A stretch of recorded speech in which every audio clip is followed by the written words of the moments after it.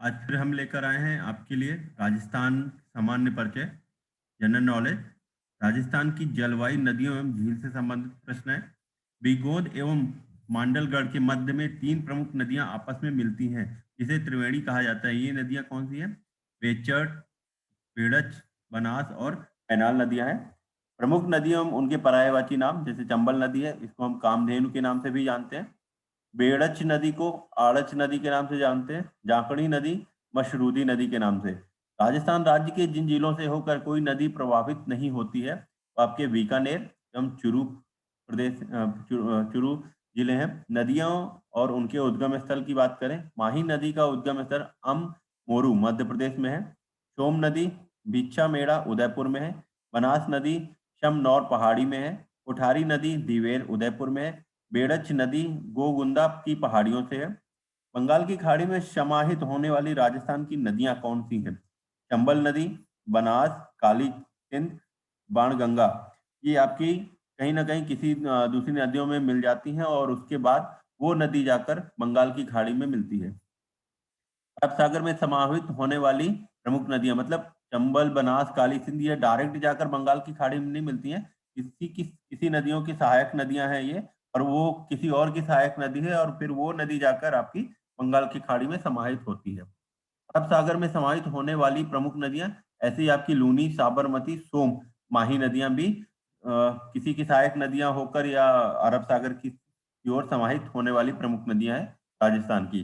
राज्य में आंतरिक प्रवाह वाली नदियां तहिदी, बराहा, सोता, कांतली। चंबल नदी राजस्थान के अलावा किन किन राज्यों से होकर प्रभावित होती है? तो इसमें उत्तर प्रदेश और मध्य प्रदेश। चंबल की प्रमुख नदियां बनास, काली सिंध, पार्वती, बामनी, बेड़च है। घर्घर नदी अंत में भटनेर के पास रेगिस्तान में विलीन हो जाती है। भुज झील का निर्माण किस नदी पर होता है? कांतली नदी पर होता है भुज झील का। दूसरे राज्यों से निकलकर राजस्थान में प्रवाहित होने वाली नदियां कौन सी है?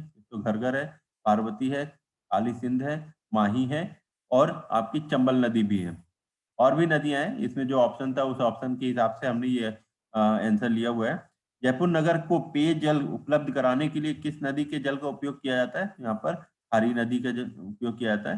राजस्थान में स्थित प्रमुख खारे पानी की झीलें कौन सी हैं? एक तो सांबर है, लूणकरणसर, पंचभद्रा, ढिंडवाना। मीठे पानी की झीलें जयसमंद, राजसमंद, पिछोला, कोलायत है। अगला प्रश्न है, बाबा का भांगड़ा हाँ प्यारी टापू का संबंध किस झील से है? ये आपका जयसमंद झील से है। भागड़ा झील एवं उनके निर्माणकर्ताओं के नाम, जयसमंद झील महाराणा राज सिंह, महाराजा राज सिंह। राजसमंद झील राणा जयसिंह। अनासागर झील अनाजी। पिछौला झील राणा लाखा के शासनकाल में एक बंजारा। संगमरमर के 25 शिलालेख जिन पर मेवाड़ का इतिहास संस्कृत भाषा में लिखा गया है, इस झील के उत्तरी भाग में स्थित है? ये आपके राजसमंद झील के उत्तरी भाग में स्थित है। इस झील के किनारे विश्व प्रसिद्ध ब्रह्मा जी का मंदिर स्थित है। ये आपका पुष्कर झील के किनारे पर। राजसमंद झील में जल आपूर्ति के लिए किस नदी का पानी फीडर नहर के माध्यम से लाया जाता है? ये आपका बनास नदी। राजस्थान की किस झील का संबंध कपिल मुनि से जोड़ा जाता है, जिसके किनारे मुनि का आश्रम है? पुष्कर झील। राजकुमार खुर्रम शाहजहां अपने विद्रोही समय में किस झील में निर्मित महलों को अपनी शरण स्थली के रूप में उपयोग में लाया था? पिछौला झील। मावट है पश्चिम से पूर्व की ओर चलने वाली शीतकालीन चक्रवातों द्वारा वर्षा, ये मावट कहलाता है। राज्य के किस जिले से होकर कर्क रेखा गुजरती है? ये बांसवाड़ा जिले से होकर गुजरती है। थानवेट के वर्गीकरण के अनुसार राजस्थान का अधिकांश हिस्सा निम्न में से किस जलवायु प्रदेश का हिस्सा है? ये डीएसडब्ल्यू का है। अगला प्रश्न है, जग मंदिर एवं जग निवास पिछौला झील में आता है। दौलत बाग अनासागर झील। देवर झील जयसमंद। ब्रह्मा जी का मंदिर पुष्कर झील। फाय सागर झील अजमेर। नक्की झील आबू। जयसमंद झील उदयपुर। राजस्थान राज्य में भारतीय मौसम विभाग की वेधशाला कहाँ स्थापित की गई है? ये आपकी जयपुर में स्थापित की गई है। पश्चिमी राजस्थान में वर्षा किससे होती है? हिंद महासागर की ओर से आने वाली मानसून से। अगला प्रश्न है आपका, राजस्थान की मृदा वन एवं ऊर्जा संसाधन से संबंधित प्रश्न है। राजस्थान के कुल क्षेत्रफल का कितना भाग वनों से आच्छादित है? यहाँ पर 4.84% है। राजस्थान में सबसे अधिक वन किस जिले में आते हैं? आपके उदयपुर जिले में। शुष्क सागवान का वन प्रदेश के अंतर्गत सबसे प्रमुख रूप से किस जिले का भाग आता है? बांसवाड़ा। राजस्थान के वनों को वैधानिक स्तर पर कितने मंडलों में बांटा गया है? तो यहाँ पर 12 मंडलों में बांटा गया है। निम्न वनों में कौन सी राजस्थान में सबसे बड़े हिस्से में पाया जाता है? यहाँ पर उष्णकटिबंधीय शुष्क पतझड़ वन पाए जाते हैं। प्रशासनिक दृष्टि से विभक्त वन व उनके प्रतिशत, सुरक्षित वन का प्रतिशत है आपका 39.26, रक्षित वन का है 52.56, अवर्गित वर्ग का है आपका 8.48%। राजस्थान में सबसे कम वन क्षेत्र किस जिले में आते हैं? ये आपके जोधपुर जिले में आते हैं। जिन वनों में नियमों के अंतर्गत पशु चारणों और लकड़ी काटने की सुविधा दी जाती है, उस वन श्रेणी को क्या कहते हैं? रक्षित वन। उष्णकटिबंधीय कांटेदार वन मुख्यतः किन जिलों में पाए जाते हैं? ये आपके जोधपुर, बीकानेर, बाड़मेर, पाली और सीकर में पाए जाते हैं। वन और जिले, सांगवान वन आपके बांसवाड़ा जिले में आते हैं। सालर वन अलवर जिले में, सदाबहार वन आबू पर्वत, शुष्क मरुस्थलीय वन जैसलमेर, विस्तृत पतझड़ वन उदयपुर में आते हैं। ये हमारा चैनल है टीचर्स वर्ड, इसको आप लाइक करें, सब्सक्राइब करें। तेंदु वृक्ष मुख्यतः राजस्थान के किन किन जिलों में पाए जाते हैं? उदयपुर, झालावाड़, बांसवाड़ा, चित्तौड़गढ़ में। घास के मैदान एवं चारागाह मुख्यतः किन किन जिलों में पाए जाते हैं? सीकर, झुंझुनू, अजमेर एवं भीलवाड़ा में। बीड़ क्या है? ये आपका क्या है? घास का मैदान या चारागाह है। वन मंडल और उन जिलों के नाम, जोधपुर वन मंडल आपका गंगानगर, बीकानेर, चूरू जिले के अंतर्गत आता है, चूरू। भरतपुर वन मंडल अलवर और धौलपुर जिले के अंतर्गत आता है। जयपुर वन मंडल सीकर, झुंझुनू, दौसा। चित्तौड़ वन मंडल भीलवाड़ा जिले का पश्चिमी भाग। बांसवाड़ा वन मंडल डूंगरपुर। अगला प्रश्न है बिजली उत्पादन स्रोत और उनके प्रतिशत। जल विद्युत 39.6%, ताप विद्युत 40.3%, परमाणु विद्युत 20%। राज्य में विद्युतकृत गांव का प्रतिशत लगभग कितना है? 63.8% है। राजस्थान में भारत का प्रथम सौर ऊर्जा फ्रीज कहाँ स्थापित किया गया है? यह बालेश्वर जोधपुर में स्थापित किया गया है। राष्ट्रीय बायोगैस विकास योजना की शुरुआत किस वर्ष की गई है? 1980 से 81 में। राणा प्रताप सागर बांध के जल विद्युत गृह के निकट रावत भाटा परमाणु शक्ति प्रोजेक्ट किस देश के सहयोग से स्थापित किया गया है? ये आपके कनाडा के सहयोग से किया गया है। तेल एवं गैस भंडार और उनके स्थलों के नाम, घोटारू जैसलमेर, हजारी सूरतगढ़, बीकमपुर बीकानेर, तनोट जैसलमेर, क्षेत्रीय बायोगैस केंद्र जोधपुर, लिग्नाइट कोयला बीकानेर, हीलियम गैस भंडार जैसलमेर, गैस आधारित परियोजना अंता। अगला प्रश्न है राजस्थान के किस जिले में गोबर गैस संयंत्रों की सबसे अधिक संख्या है? उदयपुर में। बीकानेर जिले के बरसिंहसर नामक स्थान पर एक जल विद्युत परियोजना किसके द्वारा स्थापित की गई? नवेली लिग्नाइट निगम के द्वारा। राजस्थान में किस स्थान पर परमाणु विद्युत ऊर्जा गृह की स्थापना की गई है? रावत भाटा में। राजस्थान में लाल व पीली मिट्टी मुख्यतः किन जिलों में पाई जाती है? भीलवाड़ा, सिरोही, अजमेर, सवाई माधोपुर में। राजस्थान में कच्छारी मिट्टी किन जिलों में मिलती है? भरतपुर, धौलपुर, टोंक, दौसा, जयपुर में। आदिवासियों द्वारा पहाड़ी ढालों पर वनों को काटकर कृषि करने की पद्धति को क्या कहा जाता है? ये आपको पलारा कृषि कहते हैं। लाल रेतीली मिट्टी नागौर और जोधपुर पाली जिले में पाई जाती है। लोयस मिट्टी सवाई माधोपुर, झुंझुनू में। प्लेटोजेनिक मिट्टी दक्षिणी पहाड़ी क्षेत्र है। लाल लोबी मिट्टी डूंगरपुर, उदयपुर में है। अगला प्रश्न है मिट्टी जांच प्रयोगशालाओं को स्थान के साथ सुमेलित करें। यहाँ पर समस्याग्रस्त मिट्टी की जांच प्रयोग कहाँ पर? आपका जोधपुर। सामान्य मिट्टी परीक्षण प्रयोगशाला जोधपुर एवं दुर्गापुर। मृदा परीक्षण प्रयोगशाला जयपुर में है। पालारा कृषि के मुख्य क्षेत्र हैं कौन से आपके? जो उदयपुर, डूंगरपुर, कोटा, बांसवाड़ा है। अगला प्रश्न है आपके राजस्थान के मानव संसाधन से संबंधित प्रश्न है। राज्य का जनसंख्या घनत्व 2011 की जनगणना के अनुसार कितना है? 200 है। राज्य में सबसे अधिक जनसंख्या वाले 4 जिलों का सही क्रम क्या है आपका? जयपुर, जोधपुर, अलवर और नागौर। 2011 की जनगणना के अनुसार जिला एवं उनके घनत्व, जयपुर का आपका है 595 व्यक्ति प्रति वर्ग किलोमीटर, भरतपुर का 503 व्यक्ति प्रति वर्ग किलोमीटर, अलवर का 438 व्यक्ति प्रति वर्ग किलोमीटर, झुंझुनू का 361 व्यक्ति प्रति वर्ग किलोमीटर है। 2001-2011 के मध्य राज्य में जनसंख्या वृद्धि कितनी रही है? ये आपकी 21.3% रही है। सन 2011 की जनगणना के अनुसार सबसे अधिक एवं कम जनसंख्या घनत्व वाले जिले कौन से आपके? जयपुर और जैसलमेर। 2011 की जनगणना के अनुसार जनसंख्या वृद्धि दर एवं जिलों को सम्मिलित करें तो यहाँ पर श्री गंगानगर का आपका 10% है जनसंख्या वृद्धि दर। बीकानेर की 24.3%, पाली की आपकी 11.9%, जैसलमेर की 31.8%, जयपुर की आपकी 26.2% है। जनसंख्या की दृष्टि से राजस्थान के 4 सबसे बड़े जिलों का सही क्रम क्या है आपका?